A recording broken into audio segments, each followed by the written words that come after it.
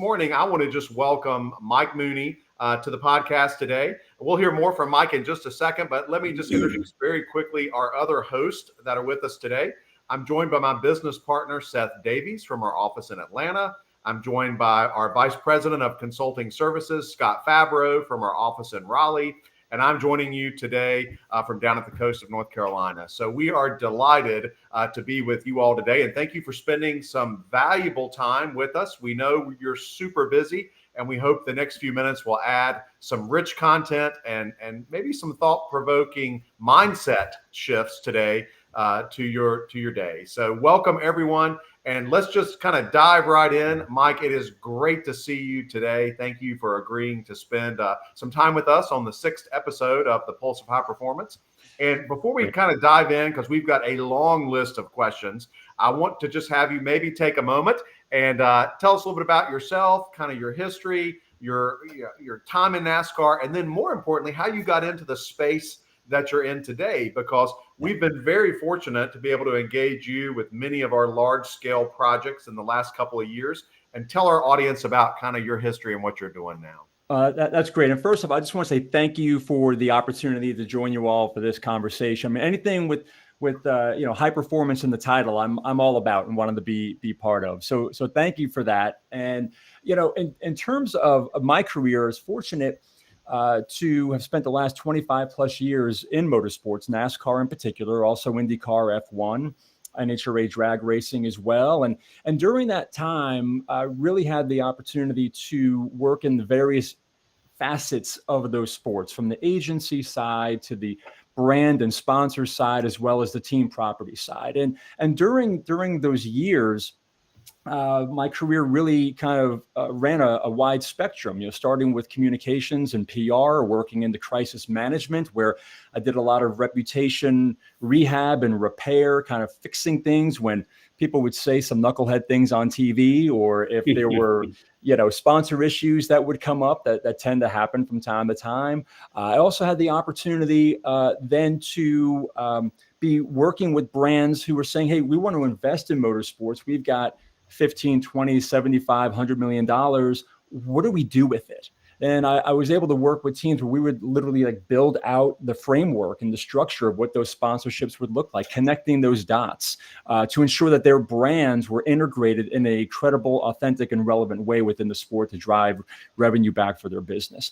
And honestly, during that time, I had the opportunity to be working around, high performing teams, whether they be drivers, there were crew chiefs, there were leaders in there. And it really, got me thinking about, how do we take the lessons that we've learned here and the work that we do day in, day out, week in, week out, to be competitive and stay competitive, even when the odds seem absolutely stacked against us.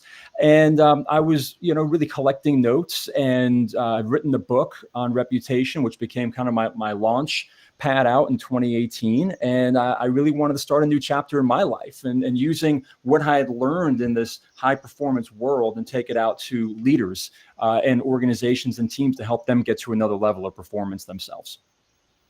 You know what, that is awesome. And, full disclosure, we've been able to engage you, Mike, in your new capacity to support a lot of our client engagements.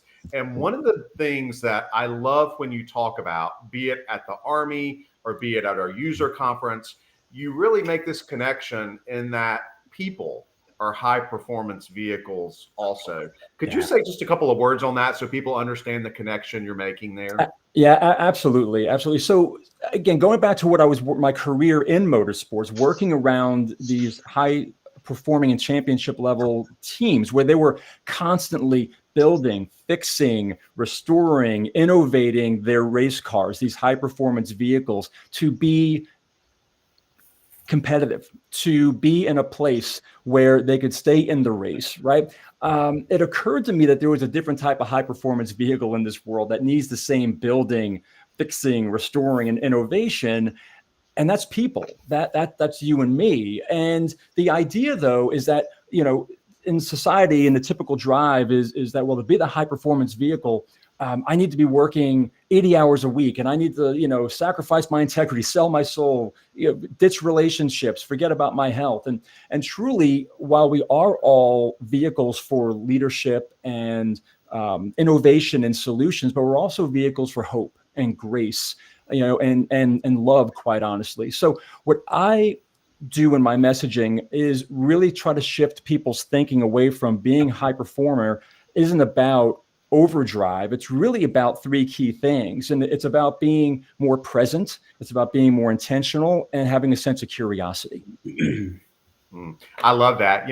When you think about those things, particularly the last one on curiosity, I just read an article on this of what distinguishes and differentiates, really good leaders from great leaders. And time again, it comes back to this idea of curiosity. And I think that's something that often has not been part of the mindset as we've thought about leadership development over the last couple of decades, is really leaning into this idea of curiosity. Could you say just another kind of comment or two about how you view curiosity from a leadership development standpoint? And then I think Scott's got a question for you. Absolutely. And I believe what you just said is so key in this, Shane, is that traditionally, leadership development is ground yourself in a strong sense of knowledge and self and bring that confidence forward. And that's what people want to see as you're leading from the front. The challenge with that, though, is we often get this three-letter word that gets in our way. That's ego, right? Ego starts to really become something that doesn't allow us to step into curiosity. And quite honestly, ego keeps us in a rigid state of mind and being. So curiosity actually is the idea of inviting more in, right? Which is what teams are looking for now. They don't want to be told what to do. They want to be brought into a conversation and have an opportunity to create a solution. So that's what curiosity does. And I agree with you. I think it needs to be a fundamental part of learning and a skill that leaders should be embracing today. Awesome. Yeah. Scott, what do you have? All right. Thanks, Mike. It's great to just listen to that analogy of, just the analogy with a high performing vehicle and how leaders can, just the mindsets around that. And I just want to build on, what you were just talking about with just demonstrating curiosity. I think it's pivotal for leaders to engage their teams in that mindset. And one of the things that I know you talk about when listening to your keynote and just knowing what you're passionate about is just around the topic of the power of teams and innovation, right? And in particular, the 1%. You always talk about, hey, listen, we don't need this monumental improvements. It's really about how can we get better and gain traction and momentum on finding those 1% that you can just build on, right? Quick wins and engage teams to really harness that as a competitive advantage to really take your performance to another level. And I love that because often you hear things like, people they equate value with the complexity and value with the level of or magnitude of what those improvements are. So, and I always say, and it's a great quote out there, that delayed perfection is the enemy of continuous improvement, right? It's waiting for things just to happen. So can you speak to just your mindset around kind of that value? And you talk about the 1% improvements and just what you really mean by that, and maybe some examples of what you've seen in your career and in coaching and leading and training others on just how do you get in that mindset around those 1% kind of daily improvements? Yeah, absolutely, Scott. And it's so important. I love the point you made about the perfection and progress and delaying that, because oftentimes we get in our own heads. I mean, what's the saying in baseball? Everyone loves the long ball, however, it's really the singles and doubles that get the runners on base that will score more runs. So the idea here in racing and what we leaned into was this difference between 100% daily effort, meaning like, well, gosh, I'm working hard, I'm doing the best I can, to 1% of daily improvement. Like what's the 1% of improvement versus the effort? And, a great example of that, and I use this often, is the story of Ray Evernham and Jeff Gordon. So back in the 90s, Ray Evernham was the crew chief for Jeff Gordon, prolific team in the 90s, absolutely dominated that decade in NASCAR on many levels, not just what they were doing on the racetrack, but it was really what was happening behind the scenes. It was the space where Ray was not just looking at the race car as the car, because oftentimes in business, we often look at our product as the sum of its parts, and basically say, well, this is what we have to offer. When the reality is that it's actually, just many parts put together in one. And that's what Ray did with the race car. He actually looked at that car as a way to innovate and found hundreds of ways to do so, but it wasn't him alone. So what he did is he went and challenged the different people in his departments and said, look, I'm looking for the 1%. I'm not looking for the big swing. I'm not looking for the big idea. I want the small 1%. And what he did is he actually then let them go find it, right? Sometimes leaders feel this pressure, especially today. It's like, well, if they're not going to find the solution on the team, I've got to find it.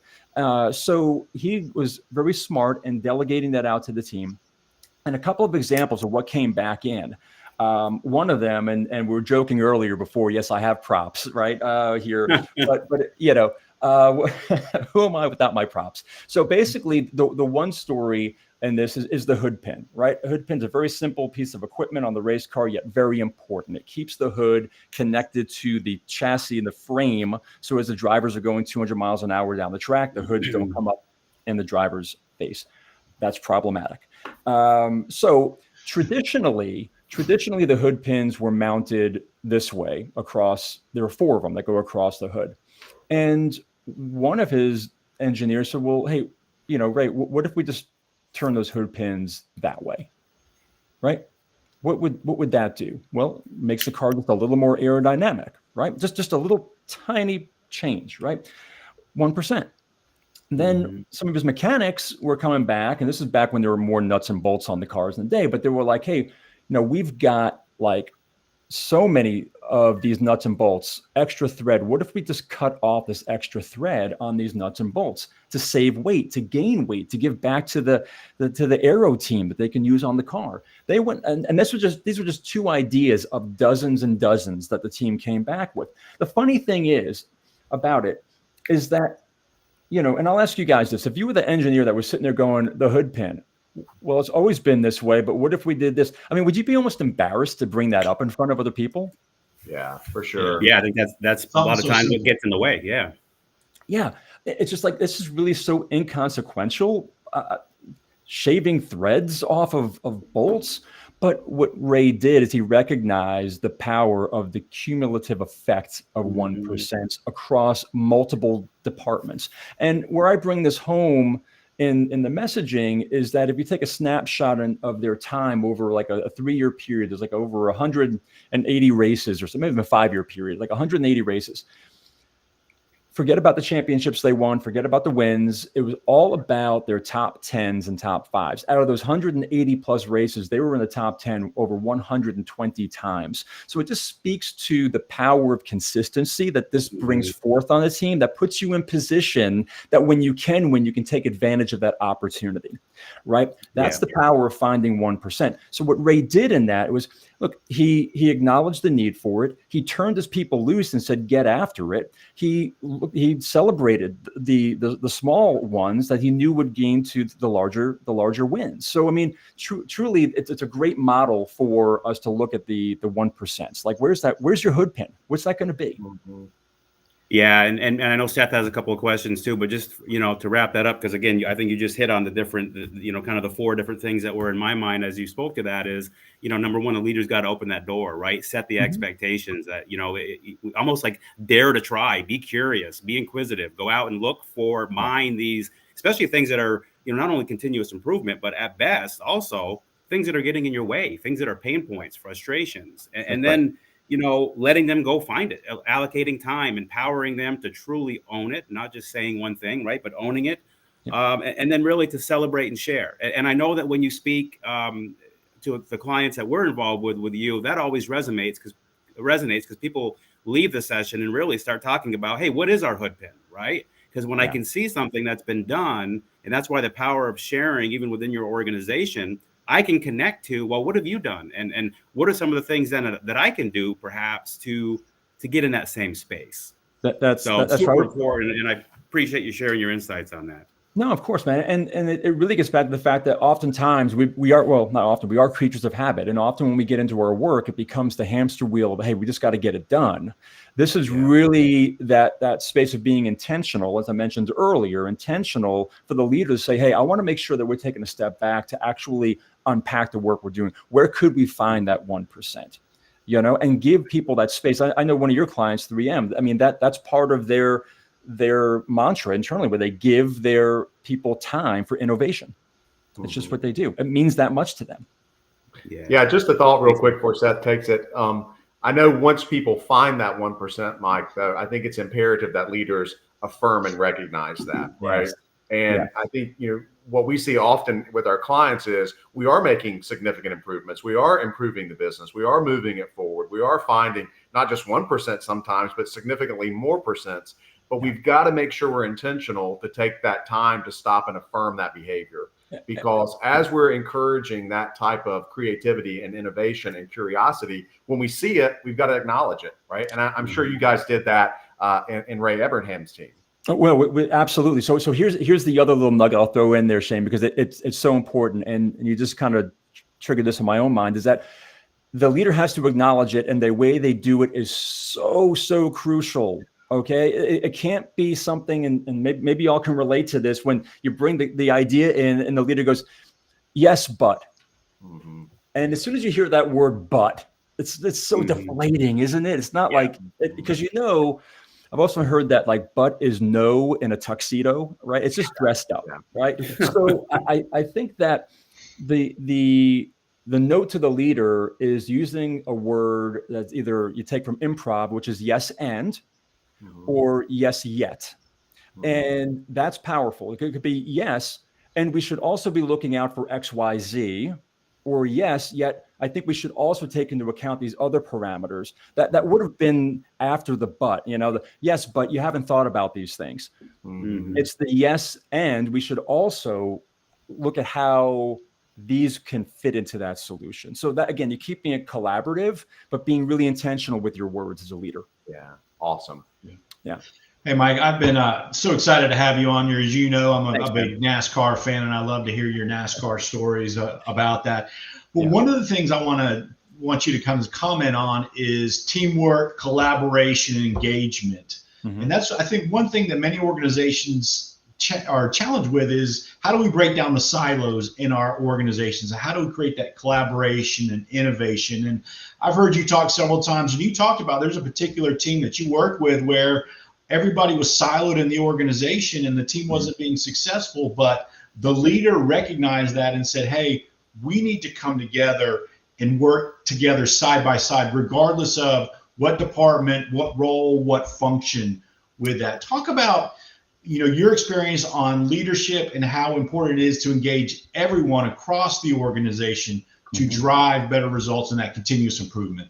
Yeah, without a doubt, that is vital. But the cross department conversations are key for success. And unfortunately, what we see oftentimes in business, as well as race teams, race teams aren't really that much different than businesses on the day-to-day. I mean, we still struggle with having different departments. And guess what? Different departments have different goals and then different personalities. And there's the historical relationship between the departments. Oh, you're not going to like these people. Let me tell you why, and right. I mean, it's like you hear the joke, and I mean, no offense to the people in legal. Oh yeah. Legal is where good ideas go to die. Right. I mean, that type of, and I will stress again, no disrespect to legal. They're very important.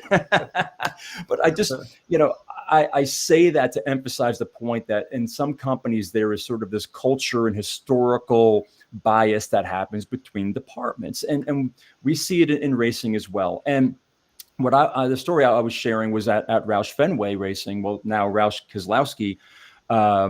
Fenway Keselowski Racing, excuse me. But we found ourselves at a time with our competition team back in the 2014, 15, 16. It was a very difficult time for us, and we found that we were honestly operating in these departmental silos, and what we decided to do, because it became these like little fiefdoms. Like everybody was like, well, hey, I did my part. It's not my fault. This other group didn't do their part. They couldn't do their part. It was just about, it was just about me, not about we. And one of the most vital roles on the race team is this person called the spotter. And the spotter is the one who stands high atop the racetrack property, and they've got binoculars and radio communication directly to the driver. Crew chief can hear them. They're on the team frequency. But it's truly the spotter's job is to like be in communication with that driver as they're focused on their goal of either gaining position or protecting position inches away from their competitors at over 200 miles an hour. It's the spotter's role to tell them what's happening in their blind spots, right? That could be in their sides. It could be ahead or behind, or just what's happening in the places they can't see, so that they don't get into those spots, because it could take them and others out of the race. So this idea of having someone to spot for us was something that was interesting, because the way that we started to build our cars, we changed it and actually had departments crossing each other, like walking past each other, connecting. We intentionally created these touch points that allowed people to talk and build relationship and ask questions and actually say, hey, I changed this, on the wire harness over here, and maybe speaking to the fabricator saying, this is why I did that. And then the fabricator at least knows, okay, there's a rationale behind this. Instead of what would typically happen in the past is the fabricator would come in and say, what dumbass did this? This is ridiculous, and they would just go in and try to fix something and undo it, right? So really this idea of spotting for each other became vital. And again, open lines of communication, built trust, allowed innovation to actually bloom and marinate a bit as well. But it was important that we had people looking out for each other. So my message on that to organizations, especially between departments, is saying, hey, where are the blind spots that you're seeing? Do you have a department that's consistently running into a wall, or do you have departments that are doing this? Let's get spotters going here so we can see it from a different perspective. That's the power. Yeah, I love that, Mike. And I would even take that one step further, is that when we think about the spotters building that product or building that car, I think there's even a greater utilization for spotters, and that is leader to leader, right? Because so often, you talk about blind spots, and we think about blind spots in production or manufacturing or supply chain or HR, but we all have those blind spots as leaders as well. And to tie back to something you mentioned earlier, when we're managing by that ego, that doesn't necessarily create a culture where people want to say, hey, you might think about this differently, or pointing out maybe a blind spot that you didn't even know existed. Talk to me a little bit about like how you see spotters on that leader to leader relationship, and then maybe share who do you use as a spotter in your life? Yeah, it's great because the leader is so important, yet the underpinning of that is this word called intention. And it's not being intentional, it's understanding the person's intention. There has to be a level of trust in this relationship. Unfortunately, it happens too often in business because there is let's be honest, right? There's not just competition out in the marketplace. There's competition within the organization oftentimes too. And as you get higher up, oftentimes it can get more and more challenging and more competitive. So there's got to be a high level of trust to begin with for the leaders to actually lean into each other. The other part of it is knowing the intention. I've shared this with you all before, and I think it's just so powerful. There was a researcher over in Britain who did a years-long study on the power of people understanding a leader's intention. If you think about it, right? When you're getting a review, or if a manager or leader is giving you feedback on something, there's a part of us is listening to what's being said to us, but there's another part of us that's creating some distraction, which is saying in our heads, what are they really trying to get at? Mm-hmm. Is there something else they're trying to say? What's their intention, right? I mean, what's the game? What's the angle here?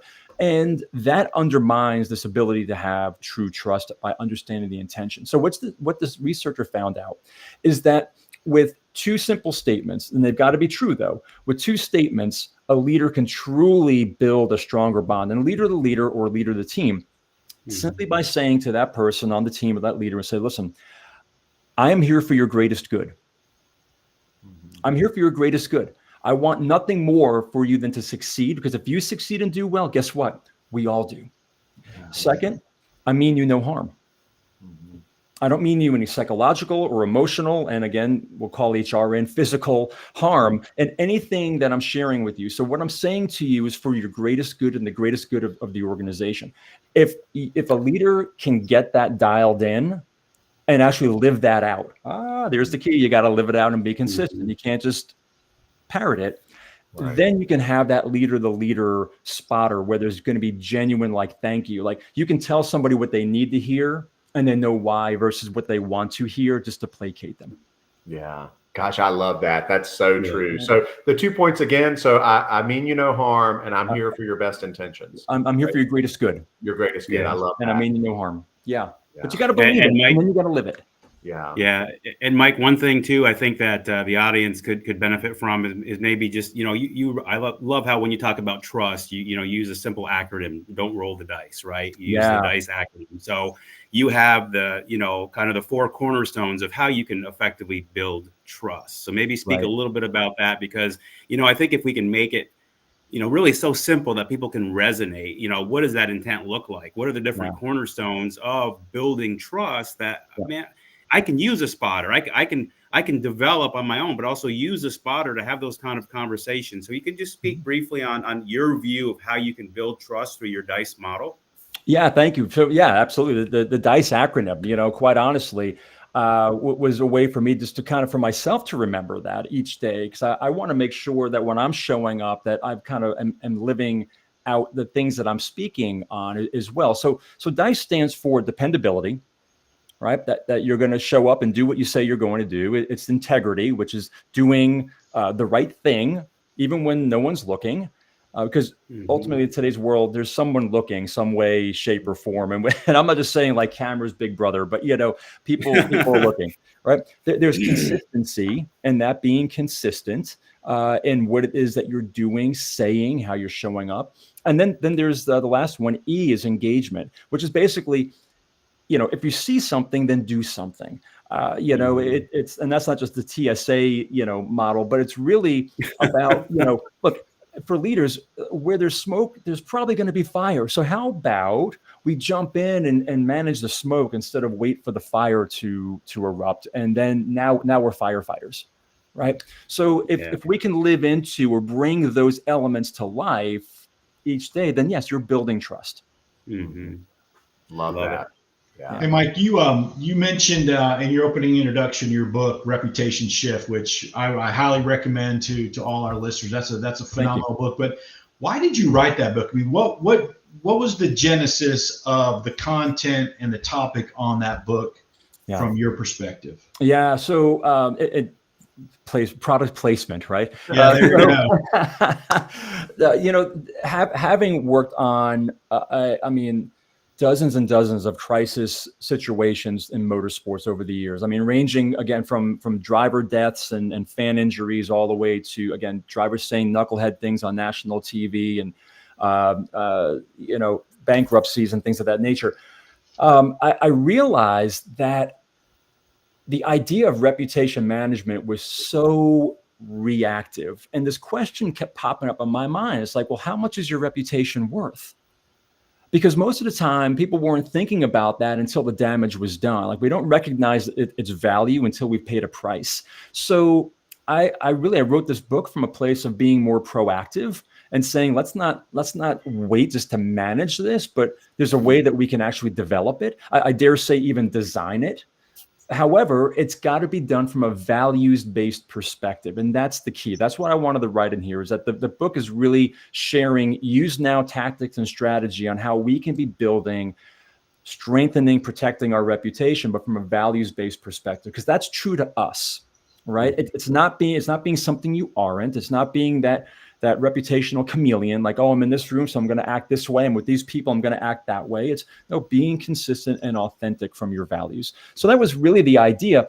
And it's funny, as I was writing it, my editor said to me, she's like, Mike, I don't understand. Are you writing this for a company or you're writing this for the individual? Because you're kind of you're toggling back and forth in your pronouns and things. And that's when it also hit me, Seth. I'm like, you know what? I'm writing this for people. I'm writing this for you and I, because the truth be told, the organization doesn't build its reputation. The reputation of the organization is built upon the shoulders of every single person that wears that brand and has interactions with their key stakeholders, their customers, suppliers, whomever it might be. We're all responsible for building reputation every single day. Are there any reputation tips that you can share with leaders? Yeah, absolutely. I would say in terms of strategies, okay, a good strategy, we talked about one already, is having a spotter. Yep. I think that's something that can be applied not only to the organization and creating for innovation, as Shane, we were talking earlier, but it also helps when you have a spotter that can speak into you. And making sure that they're the people that we do trust, because they're the ones whom I'm going to take you aside and say, hey, I've noticed this, and this going on. Are you okay? Hey, I noticed you're jumping back into these blind spots again. I just want to make you aware, like when you said these things, here's what happened after you left the meeting, right? It's things like that leaders can have spotters. I think that's super important. The other tip that I often share, and it's in the book as well, is this idea of visualizing your instant replay. So Seth, and I know you're a big sports guy. What does the instant replay do when you see that during a game or something? It plays the tape backwards, right? It shows you what happened, right? So you can look at movements and the behaviors and the outcome of it. And what's really cool about that is that it does it very slowly. But then what else do they have involved there?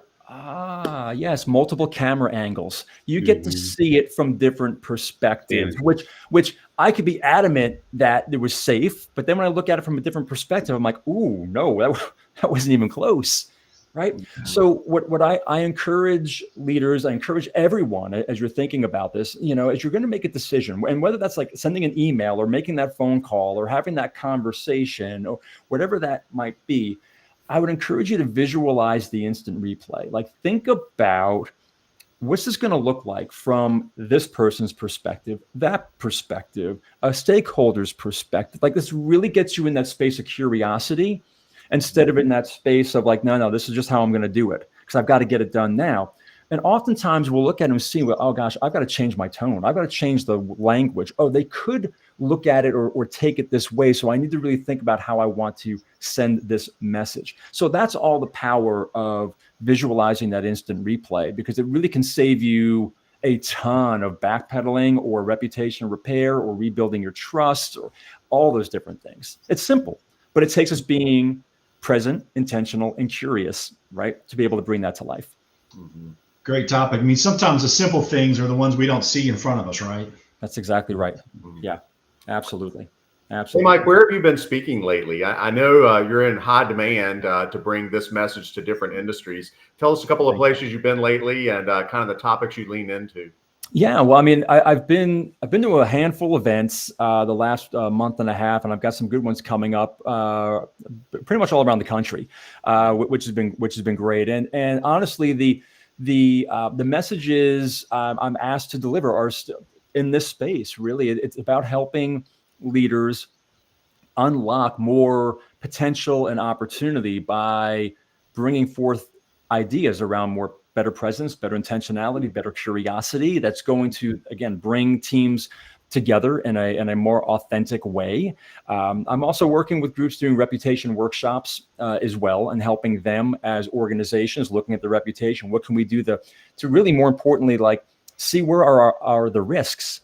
That's so important, is to recognize where are the risks to reputation for our company, and more importantly, where are they within the industry, so that we can look at that and start creating a competitive differentiation by recognizing where our industry is getting dinged, but you know what? We're actually doing something about it. Now we can start promoting these things proactively about the brand and the organization, right? So it's just things like that. And then I'm working with leaders and other groups on building their brands, right? Helping them build authentic brands that can help them in their careers and their lives reach, new levels of opportunity and success.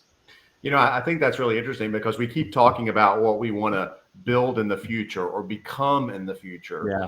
And that assumes then that people are willing to change.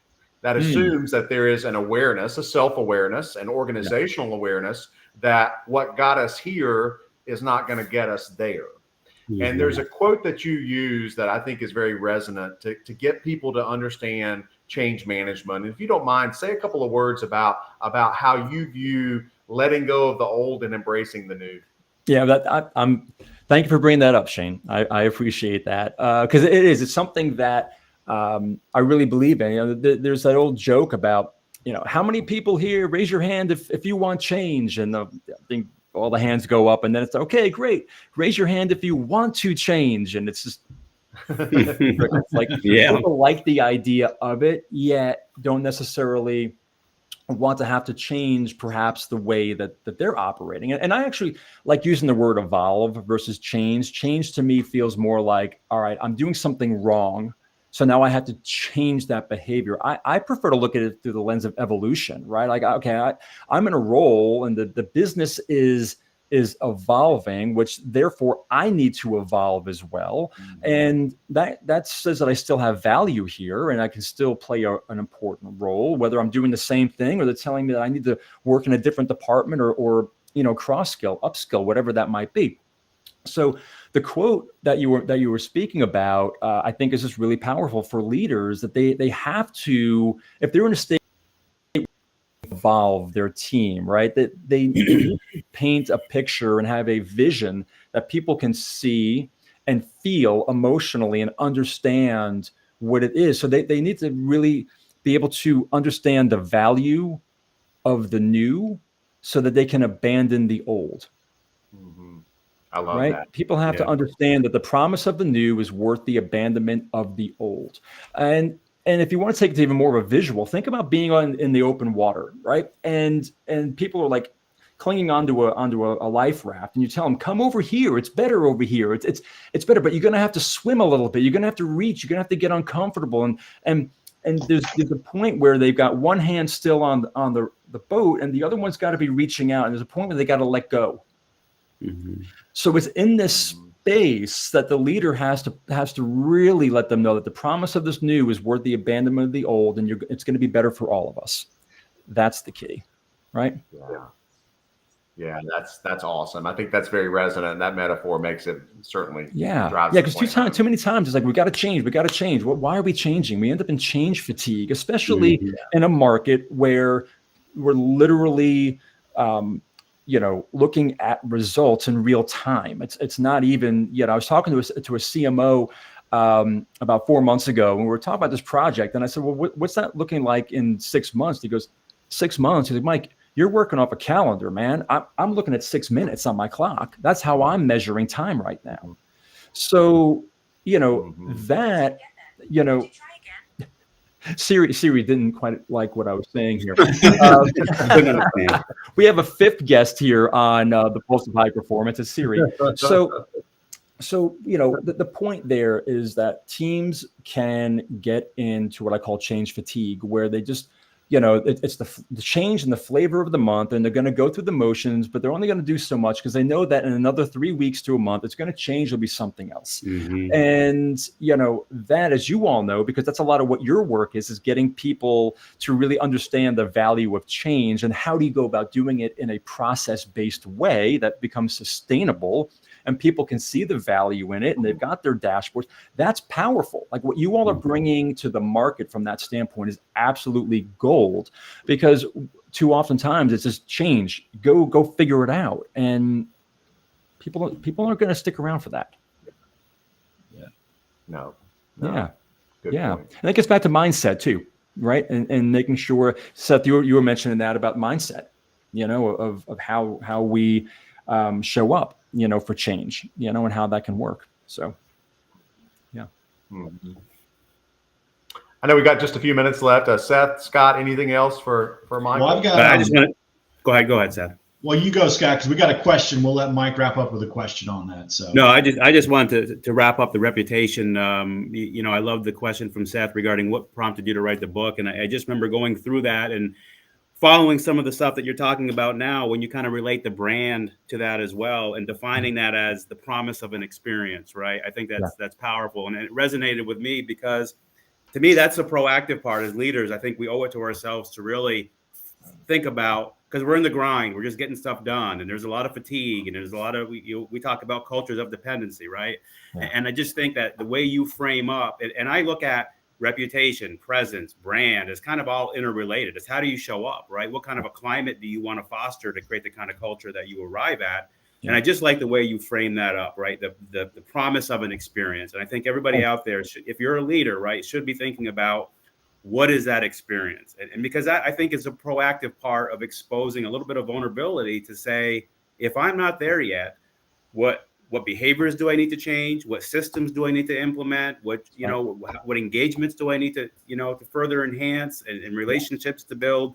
So I really think that brings everything home that we've talked about that we should be thinking about as leaders. I appreciate that, because it's true. I mean, I really, that definition is something that I've used for years, especially when people, they would kind of like scoff a few years back saying, well, I'm not a brand. It's like, well, no, I understand that, but if you were to like change the definition of that, change the way it looks, could you then look at it through that lens of really the brand is, what's the promise of the experience that people are going to have? And what that does, and getting back to presence and intentionality, is it sets a marker out there for the leader to say, this is the experience I want people to have with me when they're with me. Oh, and by the way, that experience needs to be rooted in their values, right? So it's really going back to saying, what values am I bringing to life today?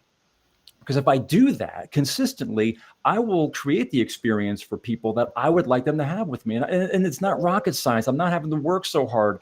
In the beginning, you do, because you really want to be intentional, but over time, it just becomes second nature. Yeah, absolutely. It's the beauty of this.